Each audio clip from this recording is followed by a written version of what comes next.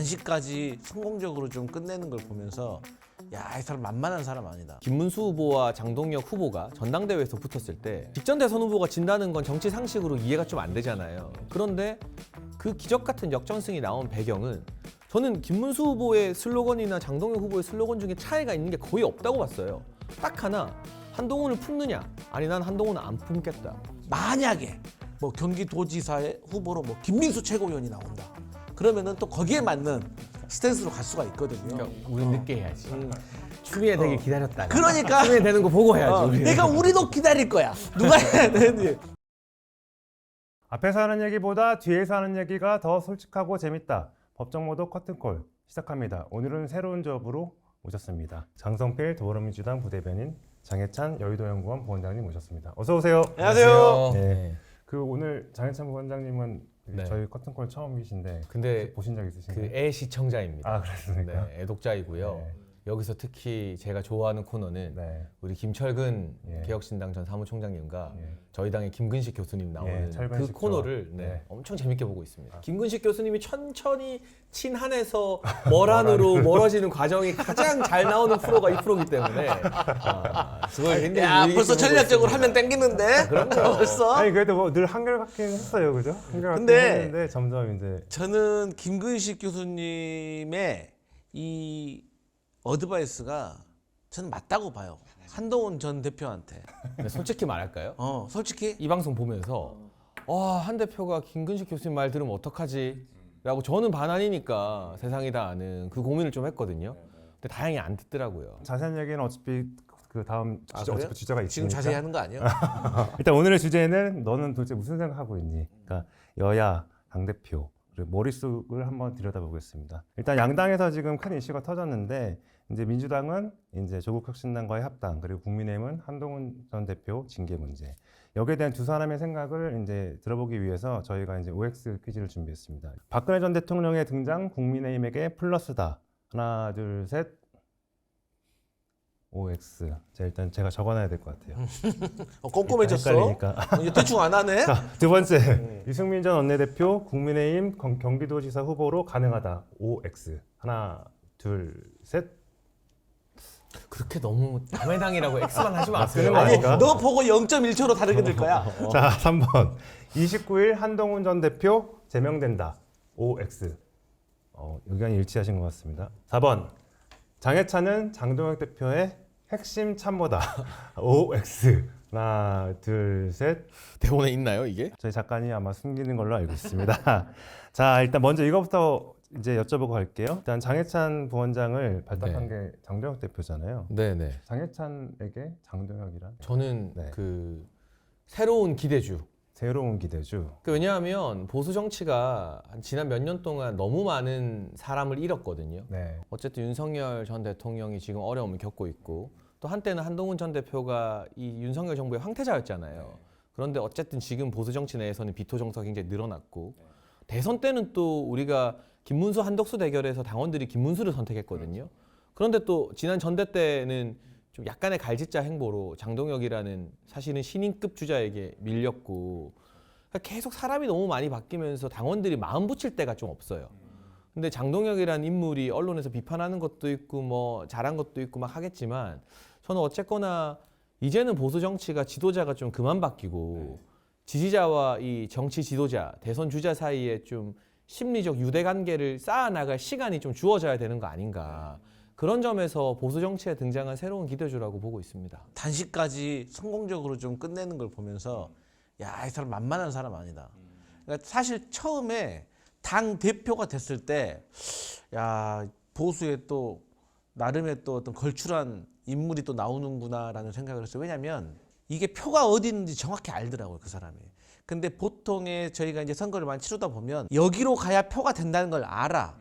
하지만 대부분의 정치인들은 이념이라든가 성향이라든가 지금까지 걸어왔던 본인의 어떤 행적 때문에 쉽게 태세전을 하기가 어려워요.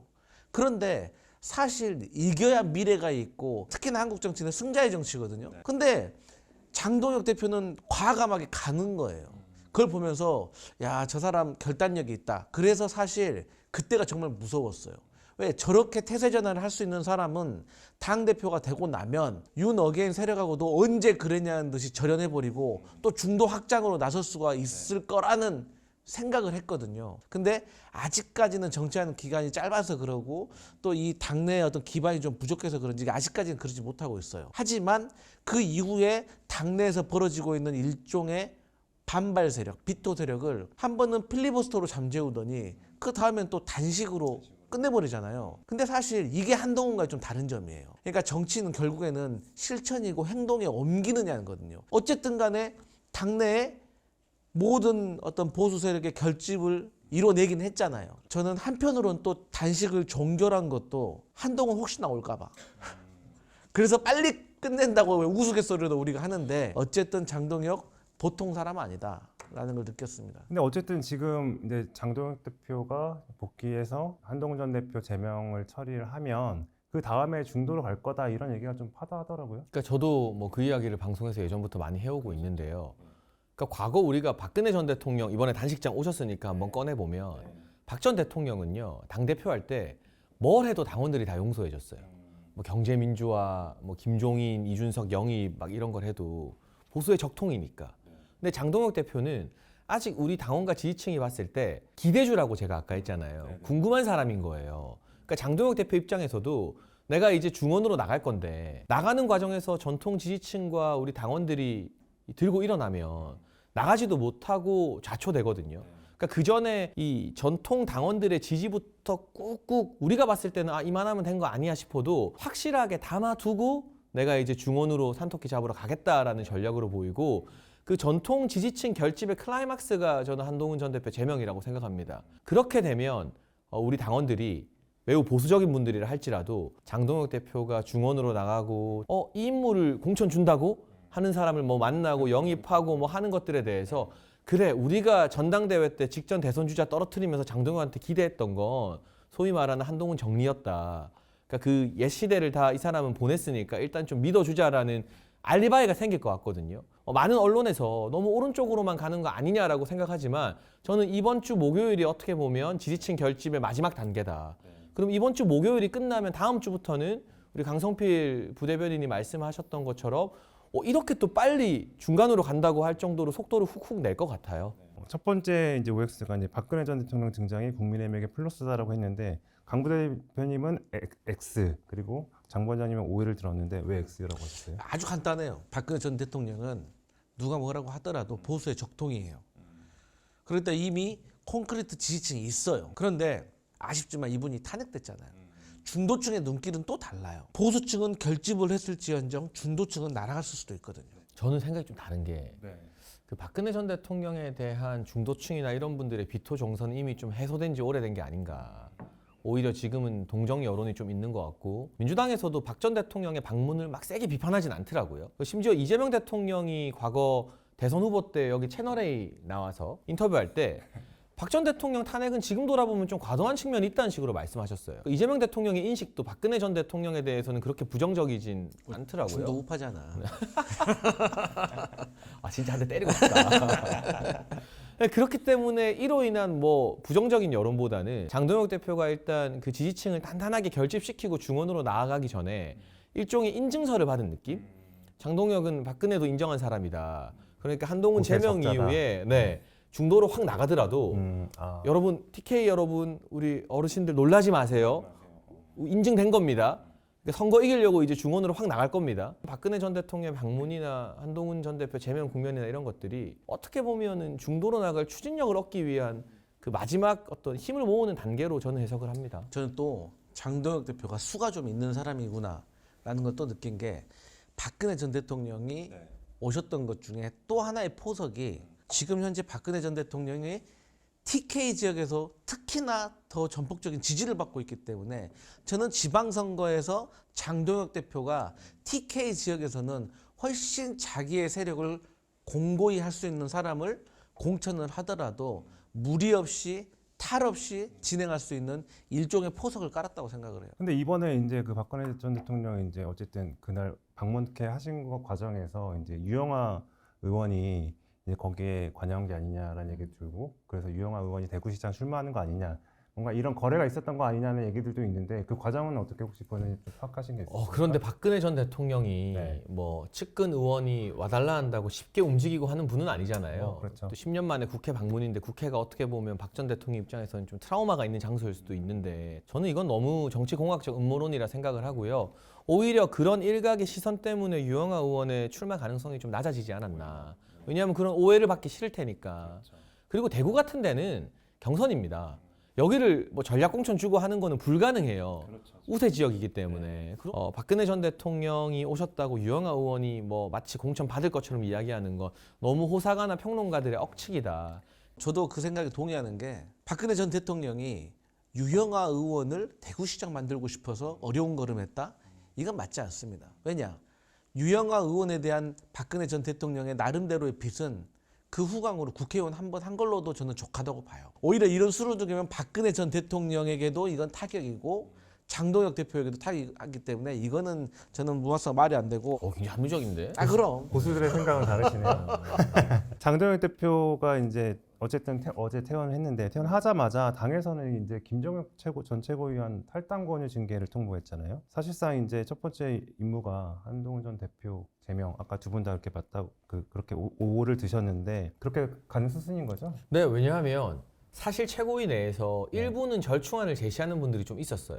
그러니까 원내 의견을 수렴해서 네. 제명은 좀 과하니 그러니까 의원들이 징계에 반대하는 의원은 없거든요. 네. 친한계 빼고는. 근데 제명이 너무 센 거 아니냐. 그렇죠. 그러니까 한 당원권 정지 2, 3년 정도로 깎는 게 어떠냐라는 의견들이 최고위 내에도 네. 일부 있었는데 그게 오히려 지난 주말 집회 이후에 다 돌아서 버렸어요. 단식장에 일단 안 왔고 대표가 입원해 있는 동안 한동훈 전 대표는 막 댓글로 지지자들 집회 독려하고 거기서 막 지도부 규탄하는 메시지들이 막 나오고 했잖아요. 그러니까 오히려 정무적으로 저는 어려운 처지에 처했을 때는 바싹 낮아져서 동정심을 유발하는 게 사실 고수라고 생각을 하는데 불쌍해 보이는 게 정치인한테 최고의 무기거든요. 본인이 안 나왔어도 본인이 그걸 막 독려하는 건 기사가 났잖아요. 그러니까 그런 절충안을 가지고 있던 원내 주요 의원들이 이 주말 이후에 오히려 이건 더 시간 끌면 안 되겠다. 문제가 더 커지고 뭔가 이 정치적 해결의 여지가 없구나라고 오히려 돌아섰기 때문에 29일에 다른 결과가 나올 가능성 현재로서는 거의 없어 보입니다. 저는 이 한동훈 전 대표에게 제가 몇 번이나 뭐 물론 애정이 있어서 한 말은 아니지만 좀 이렇게 좀 해라. 이게 맞는 길이다라고 말했던 게 쉽게 말해서 김근식 교수가 했던 말하고 거의 비슷합니다. 제가 한동훈의 측근이라고 하면 쏟아지는 비를 피할 수가 없습니다. 다만 처절하게 맞을 때 맞더라도 뭐 하나 남기는 게 좋죠. 남길 수 있다면. 저는 그게 당원 게시판이라고 생각을 해요. 당원 게시판 문제는 제가 당의 제명을 받아들임으로 인해서 제가 책임졌다고 생각을 해 주십시오. 그리고 저 자숙하겠습니다. 하고 떠나야 돼요. 대선 주자들이 다 나름대로의 이 대선 주자금의 슬로건이 있잖아요. 본인도 본인한테 맞는 그런 슬로건을 하나 정해가지고 거기에 맞는 나라로 공부하러 난 가겠어. 그래서 뭔가 잘못되면 찾는다고. 본인이 싫다고 하더라도. 이거 너무나도 단순한 이 동서고금의 진리인데 이거는 사람의 캐릭터가 또 결정을 해요. 안 되는 사람은 못 참아도. 많은 분들이 못 참았어요 그동안. 저 말 들으면 안 되는데 하다가도 제가 아는 한동훈 전 대표 캐릭터로는 저 말 안 듣겠지 싶고 저는 솔직히 진짜로 단식장 올까봐 조마조마했어요. 말했잖아. 한동훈 올까봐 끝냈다니까. 아니 그건 아닌데 그건 아니고 정말 대표님이야 특검 때문에 한 거고 정말 건강이 위중한 상황에서 박근혜 대통령도 오셨으니까 중단을 할 수밖에 없었지만 저처럼 소위 말해 뭐 노골적인 반한 인사들은 단식장에 오면 그게 진심이든 가식이든 뭐든 간에 아마 중립개파 의원들이 야 이까지 왔는데 좀 풀어라라고 목소리를 낼 명분이 생기는 거거든요. 그런데 안 옴으로써 그 초재선 중도개파나 이런 사람들이 야 이거 정치적으로 좀 풀어 화해해라고 말할 그 명분의 힘이 그냥 확 빠져버렸잖아요. 쪽팔려버려 말한 사람들이. 네, 그래서 사실은 뭐 김근식 교수나 우리 강성필 부대변인 말 듣고 왔으면은 이걸 처리해야 되는 저희 입장으로서는 되게 골치 아픈 문제였다. 근데 바깥에서 보기에는 이렇게 왜 이렇게까지 해야 되냐, 그리고 꼭 그렇게 제명까지 해야 되냐 이런 생각들 많이 하시는 것 같거든요. 근데 그게 이제 장동혁이라는 정치인의 지지 기반과 연결돼 있어요. 저는 그 김문수 후보와 장동혁 후보가 전당대회에서 붙었을 때 직전 대선 후보가 진다는 건 정치 상식으로 이해가 좀 안 되잖아요. 그리고 그때 모든 언론의 구도가 결선 가면은 김문수 이긴다였잖아요. 정치 공학적으로도. 그런데 그 기적 같은 역전승이 나온 배경은 저는 김문수 후보의 슬로건이나 장동혁 후보의 슬로건 중에 차이가 있는 게 거의 없다고 봤어요. 딱 하나, 한동훈을 품느냐? 아니 난 한동훈은 안 품겠다. 그 당내 어쨌든 당원들이 탄핵이라는 아픔을 겪으면 그 탄핵의 책임자가 반드시 나와야 됩니다. 근데 이제 당사자라 할 수 있는 윤석열 전 대통령 부부는 부부가 동시에 구속돼서 고초를 겪고 있어요. 그럼 정치적 책임을 질 사람이 필요해요. 근데 그거는 아니 나는 그때 쓴소리 많이 했어 뭐 했어가 아니라 그 시절 그 정부에서 제일 많이 누린 사람이 책임자가 될 수밖에 없어요. 우리가 봤을 때 제일 많이 누리고 제일 상속을 많이 받은 사람은 한동훈 전 대표거든요. 그럼 책임지는 모습을 보여야 되는데 그 책임지지 않으려고 하는 데서 나오는 반한 정서가 당원들 사이에 엄청나거든요. 그럼 반한 정서로 당대표가 됐는데 한동훈에 대한 처분을 하지 않으면 지지 기반이 무너지는 거잖아요. 그러니까 장동혁 대표 입장에서도 아마 잘 아실 거예요. 장동혁 대표가 원래 굉장히 플렉서블한 사람이고 위트 있는 사람이지 그런 강한 캐릭터는 아니거든요. 본인도 지금 중도로 뛰어나가고 싶어서 아마 신발끈 다 묶어놓고 몸이 근질근질할 겁니다. 그런데 제가 앞서 말한 것처럼 박근혜 전 대통령 간의 다른 입장이기 때문에 내가 뭘 해도 용인받는 어떤 지지 기반을 굳건히 하는 그런 단계가 필수적이고 저도 이게 타이밍적으로 좀 당대표 되자마자 일찍 했으면 좋았겠다라는 아쉬움은 있지만 이 문제를 매듭짓지 않고서는 중도로도 못 가고 어디로도 못 가고 오도 가도 못 하니까 이거는 선결 과제로 생각을 할 수밖에 없다고 봅니다. 그 아까 이제 저희가 OX 두 번째 질문 중에서 이제 유승민 전 대표 경기도지사 출마 가능하냐? 요건 어떻게 생각하세요? 아까 저는 가능하다고 하셨죠. 이거 O 든 걸로 네. 또 우리 당원들이 장해찬 너 제정신이냐 하면서 뭐 제 이제 유튜브에 네. 엄청난 지장이 생길 것 같지만 네. 그러니까 이분이 공천 받는다 이런 말이 아니라 경기도지사의 경선이 저는 다이나믹할수록 좋다. 그리고 제 기준은 딱 하나예요. 대표가 목숨 걸고 로텐도홀에 누워 있을 때 단식장에 왔으면 우리가 생각이 아무리 달라도 대화를 할 수 있는 여지가 있는 거 아닌가. 그래서 그 단식장에 박근혜 전 대통령도 오셨지만 오세훈 시장, 박형준 시장, 대한가미래, 유승민 전 의원까지 다 오셨잖아요. 그러면 적어도 본인에게 권력 의지가 있다면 우리가 경선 후보군으로는 생각해 볼 수 있는 거 아닌가. 그리고 유승민 전 의원도 지금은 안 하겠다 해도 지난 경선에서 떨어진 것에 대한 명예 회복을 하고 싶을 거고 정치라는 건 선거에 출마하지 않으면 점점 뒤로 밀려나거든요. 근데 이분이 출마 안 한 지 너무 오래됐어요. 그러니까 그런 어떤 의사가 있을 때 당에서 그걸 막 막거나 뭐 만류하거나 그럴 이유는 전혀 없지 않나. 국민의힘에서 만약에 그 유승민 전 의원을 장동혁 대표가 경기도지사 공천을 준다라고 하면 저는 그게 중도 확장의 신호탄이 될 수는 있다고 봐요. 그리고 더 중요한 점은 지방선거의 구도로 우리가 따져본다고 하면 국민의힘에서 먼저 유승민을 경기도지사 후보로 만들잖아요. 그러면 이거는 민주당 경기도지사 후보에 영향을 줍니다. 유승민 전 의원이 어떤 경제에 장기가 있다라고 우리가 인식을 하고 있기 때문에 민주당에서도 뭐 김동연, 추미애, 뭐 김병주, 한준호 뭐 이런 분들 중에서 아무래도 경제 쪽으로 같이 대항을 할 수 있는 구도로 갈 수가 있고 만약에 뭐 경기도지사의 후보로 뭐 김민수 최고위원이 나온다. 그러면은 또 거기에 맞는 스탠스로 갈 수가 있거든요. 그러니까 우린 늦게 해야지. 추미애 되게 기다렸다가. 그러니까 추미애 되는 거 보고 해야지. 우리는. 그러니까 우리도 기다릴 거야. 누가 해야 되는지. 이제 여당으로 넘어갈게요. 벌써? 이제 시간이 많이 있어요. 지금. 할 얘기가 지금 많은데. 이제 이번엔 민주당 관련된 질문을 할게요. 조국혁신당과 합당은 민주당의 플러스다. OX. 하나, 둘, 셋. X. 자, 2번. 조국 대표 입당은 대통령보다 정청래 대표에게 득이다. OX. 하나, 둘, 셋. OX. 자, 세 번째. 김인석 총리는 여론조사에서 빼는 게 맞다. 서울시장 여론조사에서 빼는 게 맞다. 자, 마지막입니다. 강성필은 정청래 대표를 모르겠다. OX. 하나, 둘, 셋. 자, 일단은 먼저 강성필 부대변인님, 일단 정청래 대표의 조국혁신당 합당 제안 혹시 낌새를 좀 채셨었나요? 아니요, 예, 그날 할 줄은 정말 몰랐죠.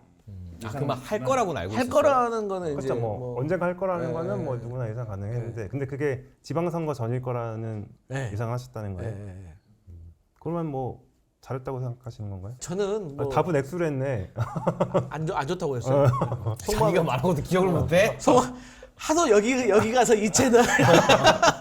근데 이게 속마음입니다. 왜냐면 아주 간단해요. 어쨌든 계속 중도 우파로 해서 우리가 중도 확장을 넘어서 우파 확장을 해야 되기 때문에 그걸 잘하고 있다고 봐요. 근데 조국 혁신당이 들어온다? 그러면은 이제 완전 강성들이 들어온다고 생각을 하거든요. 그러면은 조국 대표 입당은 이제 정청래 대표에게 득이다라고 이제 부원장님은 보셨는데 이거 사실은 지방선거 이후에 당대표 연임하려고 이거 그런 의견이 많죠. 예. 그 우군 모은 거잖아요. 네. 원래 소수정당 당원들은 진짜 정치 열심히 참여하는 분들이에요. 10만이 다 투표해요. 그럼 정청래 대표는 1인 1표제 밀어붙인 다음에 10만 표 플러스 나 김민성한테 질 수가 없다. 이 게임에 베팅을 한 거거든요. 정청래 대표와 김어준 씨가 거의 유착 관계로 많이들 정치권에서 해석을 하잖아요. 아까 두 번째, 세 번째 질문 김민석 총리를 서울시장 후보군에 계속 넣는 것도 김어준이 사인을 보내는 거죠. 너 당대표감 아니야. 김어준은 안 빼겠다는 거예요. 너 시장이나 나와. 그러니까 결국 김민석을 통해서 당에 대한 장악력을 계속 이끌어가려고 하는 이재명 대통령의 계산과 나는 조국이든 김어준이든 나 당대표 한 번만 더 시켜주면 돼라는 정청래의 계산이 이제 틀린 게 진행되는 거거든요. 근데 이게 지방선거 이전에 막 폭발하진 않겠지만 이런 어떤 내분과 분열의 씨앗이 한번 자리 잡기 시작하면 지선 이후에는 좀 피 튀기게 싸울 것 같아요. 저는 의아한 게 보통 선거 전에 합종 연행하는 거는 보통 야당이 하는 거거든요. 근데 이번에 여당에서 했다는 것 자체도 저는 지방선거가 목적이 아니고 이제 전대를 염두에 둔 포석이다라고 보거든요. 저도. 그렇게 오해받을 가능성이 매우 높죠. 근데 이제 우리 장혜찬 부원장이 했던 말 중에서 그럴듯하지만 마지막에 풀리지 않는 캐션 마크가 있어요. 그게 뭐냐면 소수정당 당원들이 열성적이다. 투표율 높다. 의견이 뚜렷하다. 그러면 이 사람들이 우리 당 안으로 들어왔을 때 정청래를 지원한다? 김민석과 정청래 둘 중에서는 정청래를 지원할 수도 있습니다. 그럼 조국은?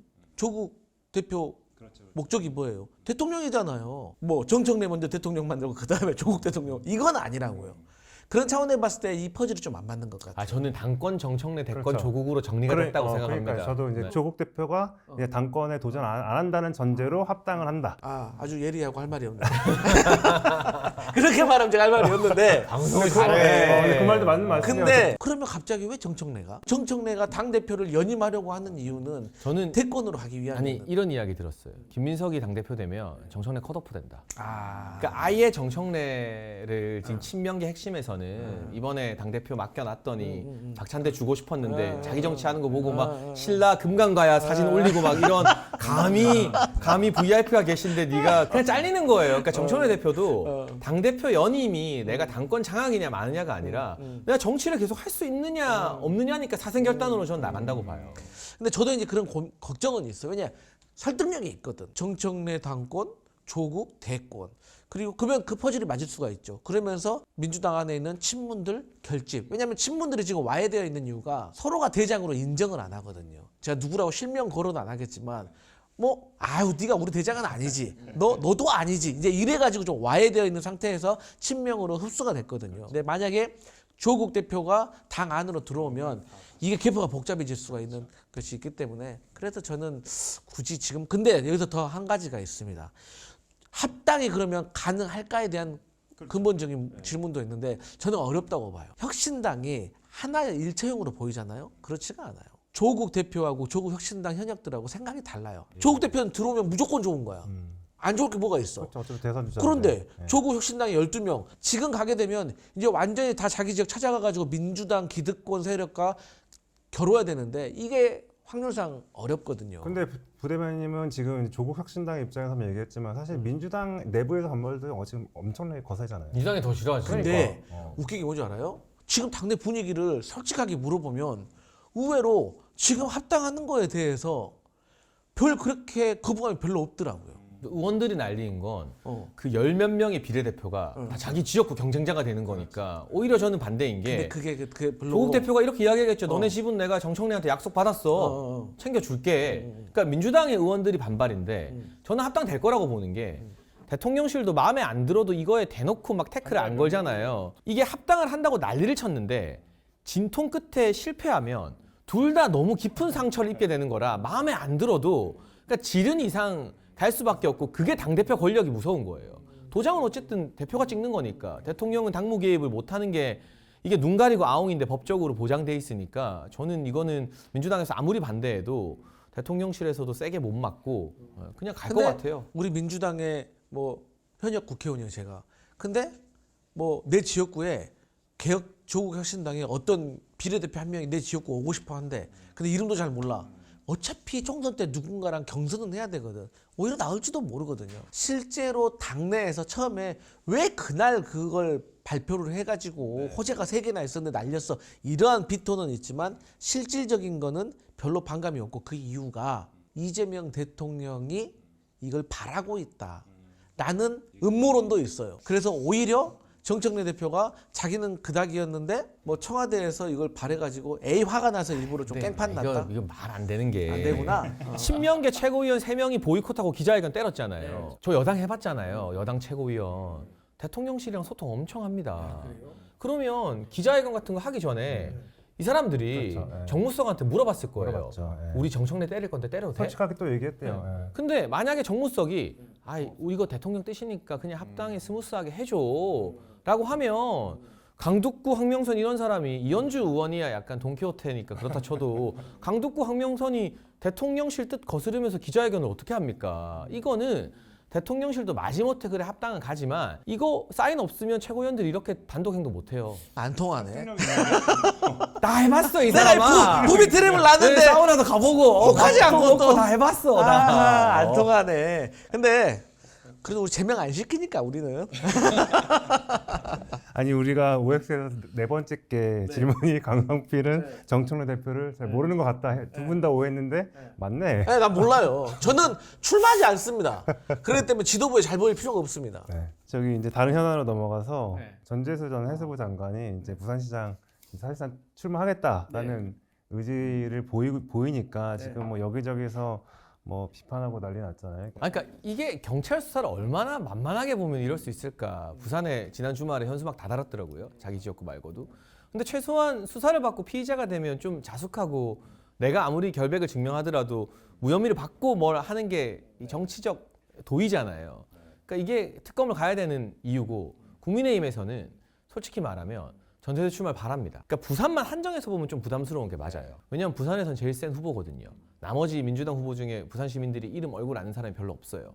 근데 우리가 선거를 부산에서만 하는 게 아니잖아요. 그러면 전재수 전 장관이 후보가 되어서 막 하는 가운데 뭐 통일교 특검 논란이 거세지고 우리 동아일보 기자들이 취재해서 법조가 강하기로 워낙 유명하니까 동아가 막 단독에 한두 개 나오면 부산은 전재수 빨로 좀 커버한다 해도 서울 선거, 충청 선거 이런 다른 지역 선거에 악영향을 끼칠 수 있기 때문에 솔직히 말해서 부산 입장에서는 부담스럽지만 전국 선거 관점에서는 우리는 전재수가 나와서 통일교 이슈로 한번 선거 치러보자 이런 생각도 없지 않아 있습니다. 동아일보가 또 가만히 있지 않습니다. 이제 그런 기사도 내지만 또 신천지에서 당원을 모았다더라. 뭐 그거 있잖아. 몇 명 모았다더라. 어머 이거 당원 안 모아서 오리걸음으로 불광천을 왔다 갔다 또 이런 거 내니까 법조가 세니까. 사시죠. 쌍꺼풀부터 좀 하고 얘기하자. 근데 어째 이런 상황에서 그러면은 당에서 공천 주는 건가요? 부산시장 전재수. 아 저한테 공천권이 있나요?